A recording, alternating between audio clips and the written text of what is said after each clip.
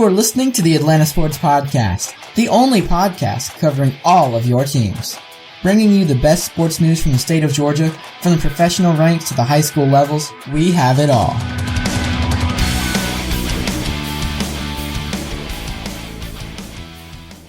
You are listening to the Atlanta Sports Podcasts. My name is Frankie Maloof, and I'm joined by Luke Winstel. Today we're going to recap the Georgia versus Georgia Tech, the clean, old-fashioned hate, which turned out to be a Georgia Tech victory this year. And Luke, how are you doing tonight? Yeah, I'm doing well. Nice to join you.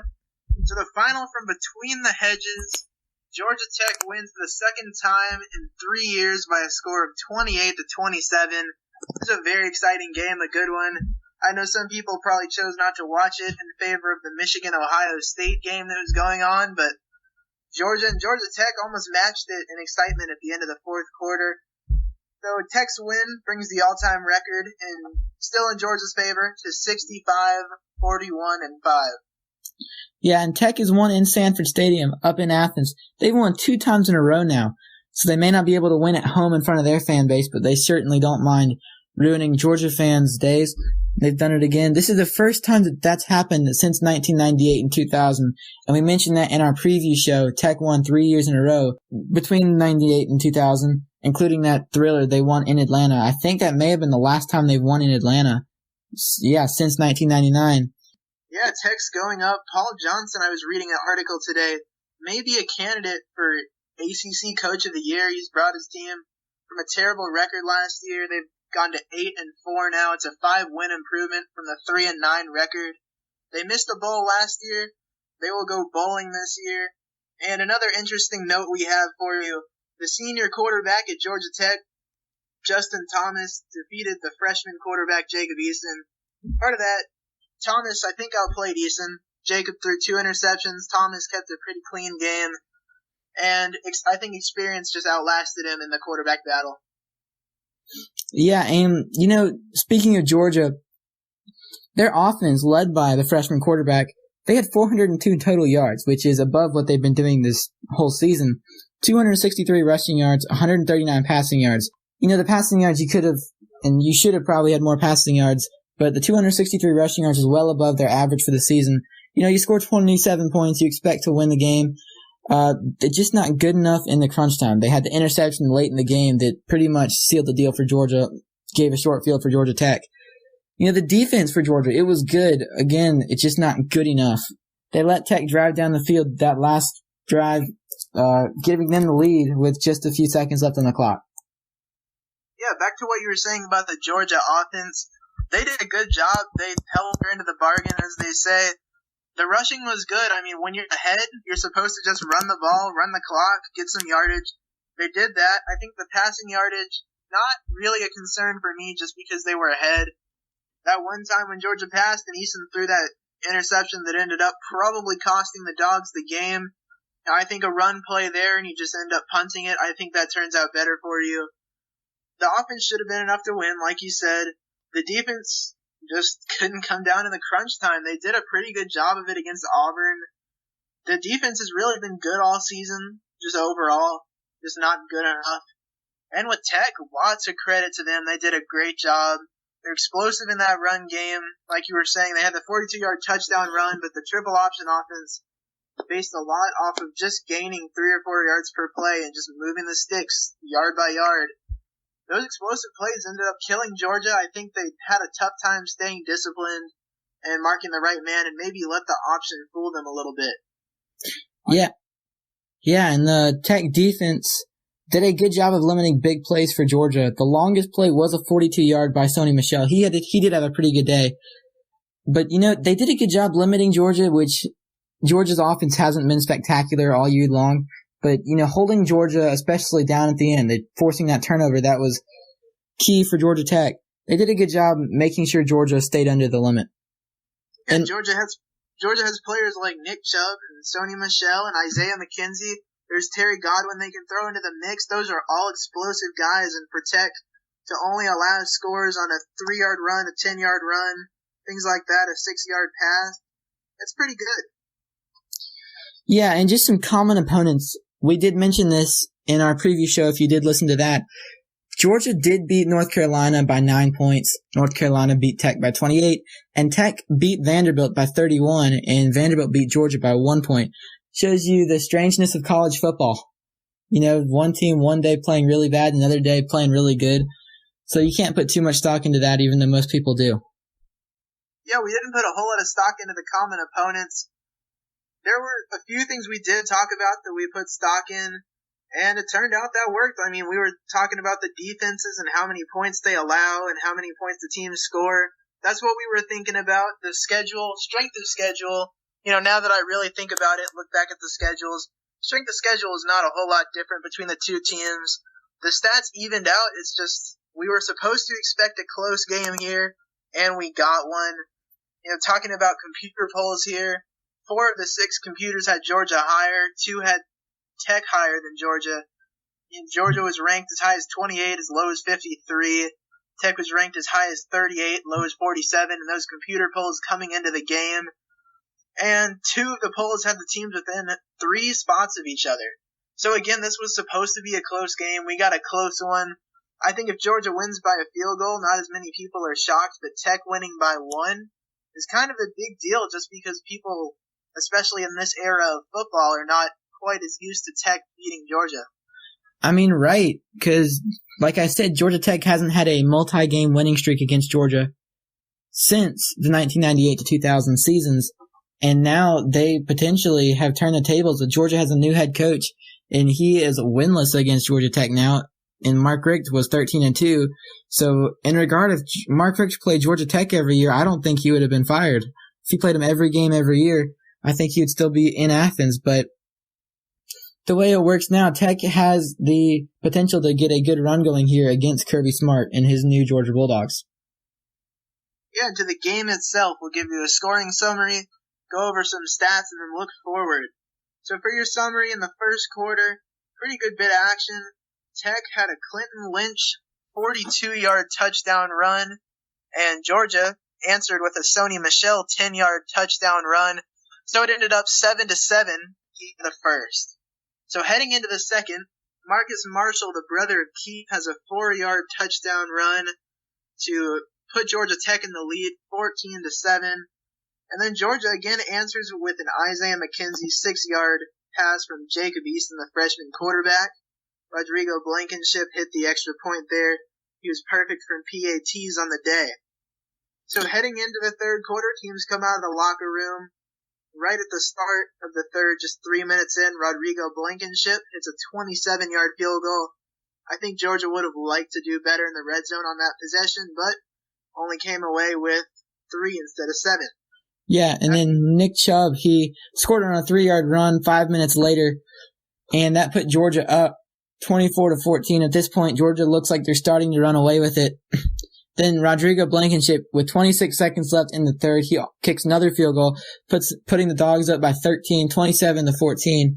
And as we head into the fourth quarter, it's all Georgia Tech. They scored 2 touchdowns, including the 6-yard run by Searcy, putting them up 28-27 with very, very little time left on the clock for Jacob Easton to do much with this team. And they couldn't get the ball down the field. I think they ended up throwing an interception on the last play of the game, sealing the deal for Georgia Tech and giving them their second win in 3 years over Georgia. Yeah, I was thinking towards the end of that drive, I was hoping for a good football game. We definitely got one. I was thinking, wow, if Georgia can do it, Blankenship should be pretty confident. He was 2 for 3 on the day, so he did miss one, wasn't perfect there. But I was thinking if they could just get the field goal range, this would get really interesting. Because what I was thinking about there is Georgia Tech blocking that field goal against Florida State last year and returning it for a touchdown. Right. Just thinking, how exciting of an ending could we get here? Didn't get to that point. I think the play calling for Georgia was questionable. Isaac Nada had a key drop. And it was just Tech's day. Lots of credit to them. I mean, that's all you can really say about that.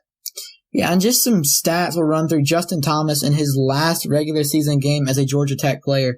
6 for 10 passing. He had 164 yards through the air.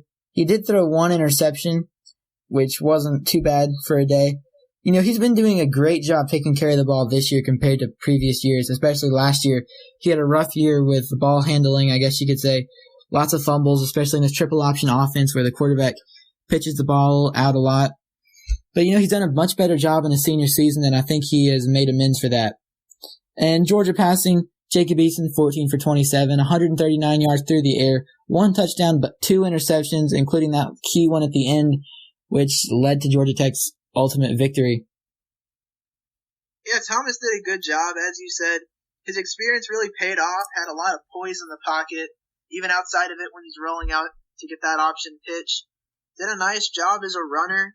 I mean, I know he threw an interception. I said he kept it pretty clean earlier. I didn't consider that to be a huge mistake just because they came out with a win and were able to overcome it. For Georgia, Eason did a solid job. Those 2 interceptions were both in the final few minutes of the game. Like you mentioned earlier, Frankie, that one on the last play when Eason threw up a Hail Mary wasn't really a great throw, but he had no time to get the ball out. So that's really what happened in terms of quarterbacks. With a quarterback rating, for anybody that would be interested in that, Thomas had a 42.4, Eason had a 57.1, so make of that what you will. In terms of rushing for Georgia Tech, Clinton Lynch was the leading rusher with 4 carries for 59 yards. That's 15 yards per carry, and now it was helped by that 42-yard run, and he went in for a touchdown. Yeah, and then Marcus Marshall, like we mentioned, the brother of former Georgia running back Keith Marshall, he had 9 carries. He had the most touches by any Georgia Tech player. He had 55 yards, 6.1 yards per carry. He did have a touchdown. J.J. Green, former Georgia running back, he transferred over to Tech, 5 carries, 31 yards. And then Justin Thomas, 7 carries for 10 yards in his final game again. And one thing I noticed from watching the game is that Georgia Tech didn't really run the ball up the middle as well as they would have liked. Most of their running yards came outside on the pitch to Lynch in the first drive of the game. And, they couldn't get much going, especially with Dietrich Mills. He only had 24 yards on 7 carries, which is unlike him. Yeah, and of course we have to mention Qua Cersei for Georgia Tech with those 8 carries for 40 yards and that key touchdown at the end. For Georgia, when they ran the ball, they fed the beast. Sony Michel, 19 carries for 170 yards. Of course they're going to give him the ball. He's averaging 9 yards a carry on the game. Had a touchdown, and that 42-yard run we were talking about did not go for a touchdown, but definitely helped Georgia get into scoring position. Nick Chubb had 22 carries, so between those two backs, that's over 40 carries. Had 88 yards and a touchdown. Not spectacular on the stat sheet for Nick. I'd like to see a little bit better from him, just because we've learned to expect a lot from Nick Chubb as people that watch Georgia football. So between those two, they did a good job. The only other player on the team to get a carry was Riley Ridley, the freshman. His brother is Calvin, who plays at Alabama. He's an absolute stud, so you've probably heard of him. He had 1 carry, got 5 yards out of it. But when Michelle and Chubb met with Jim Chaney, the offensive coordinator, and told him to get more carries, Chaney really listened to him. He gave him the bulk of the load, and they handled it very well. Yeah, and it's always nice to have 2 running backs like Sony Michel and Nick Chubb who can, just if one of them needs a break, you can put the other one in. It's always nice to have them on your team. As far as receiving goes, Georgia Tech had Brad Stewart was the leading receiver, 2 receptions for 87 yards. He did haul in that 64-yard pass early in the game. And also for Georgia, Terry Godwin, 5 receptions, 53 yards, and Isaac Nada had 3 receptions for 48 yards. But he also did have that key drop late in the game on that last drive when Georgia could have possibly gotten into field goal range.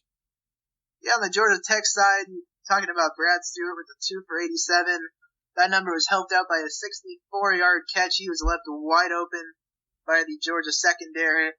Really helped his team there. Again, helped his team get into scoring position. Outside of that, Georgia Tech does not throw the ball a whole lot, so nothing on the stat sheet that's really notable. For Georgia, you were talking about Nauta. They were saying that he had a bit of an elbow injury. Not sure how much of a role that played in the key drop at the end of the game, but that's something to think about. The other tight end, Jeb Blazevich, had 1 reception for 11 yards. I've always thought he was a good player. They're using him as a blocker. I think that's a good way to highlight Blazevich. And those 2 tight ends have been fun to watch this year, so keep an eye on them. Tight ends don't get a whole lot of credit, but they've done a good job. All right, and defensively, Georgia Tech, their leading tackler was P.J. Davis, 12 total tackles, And then Patrick Gamble also added 11 total tackles. And then that was followed up by a host of Georgia Tech Yellow Jackets. On Georgia, Roquan Smith had 13 total tackles, including 1 tackle for loss. 7 of those were solo tackles, and then Davin Bellamy and Lorenzo Carter each had 8. And Davin Bellamy added a half a sack along with Aaron Davis. Yeah, those 3 players you mentioned to start us off, Roquan Smith, Davin Bellamy, and Lorenzo Carter, they're explosive. They're fun to watch. I tell you what, I'm going to miss them once they leave, as they graduate or leave early for the NFL draft. They're just fun players to watch on the Georgia side. For Georgia Tech, not a whole lot on the stats. It was eye-popping. There were some pretty good performances. Patrick Gamble played very well. I think he was in the ACC Defensive Player of the Week contention with those 11 tackles and one of them being for loss. So a good game on the defensive side. No team really had their doors blown off as a defense. I mean, the score is 28-27. So both defenses played relatively well. Just Georgia not as much in the crunch time. Yeah, and just a quick note about the turnovers. Lance Austin and Brant Mitchell had the interceptions for Georgia Tech, while Dominic Sanders had the interception for Georgia. And then we're going to move on to the kicking game. Harrison Butker, 0 for 0 on field goals. He did not attempt a single field goal, and it wasn't needed, but he was a perfect 4 for 4 on extra points, while Rodrigo Blankenship was 2 for 3 on field goals, and he was 3 for 3 on extra points. That one missed field goal could have changed the outcome of the game, but you'd like to have seen Georgia, pull up to the plate at the end of the game as well. Yeah, I can't really blame Rodrigo for missing that field goal. I think it was pretty rangy. I feel like it was maybe a 45-yarder he missed or somewhere in that range. And Harrison Butker from Georgia Tech, he's a local kid, and his extra points made the difference. I mean, if he missed all of them, Tech would have been able to win. So, good job by him to just knock him through. All right, and where do we go from here? Tech is 8-4. Georgia is 7-5. They're both going to go to a bowl game. And speaking of bowl games, we are going to be doing a preview for each of those teams as soon as their bowls are announced. So make sure to come back and listen to those. And we're also going to do a national bowl outlook. So we're not just going to talk about Georgia and Georgia Tech. We're going to talk about, the college football playoff and the New Year's Six bowls. So if you're interested in that, make sure to come back and listen to those. We'll release those in a few weeks as soon as the bowl games are announced. And that brings us to the end of our show. So thank you very much for listening to the Atlanta Sports Podcasts. I'd like to ask you to follow us on Twitter. We're at ATL Sportscasts. You can find us on our website, atlantasportspodcast.com. And we're also in most of the major directories, including iTunes and Google Play. And if you have not done so already, I would like to ask you to leave a review. We'd love to hear from you. Tell us how we're doing. If you like the show, if you don't like the show, tell us what we could do better. And we hope to see you next time with another show.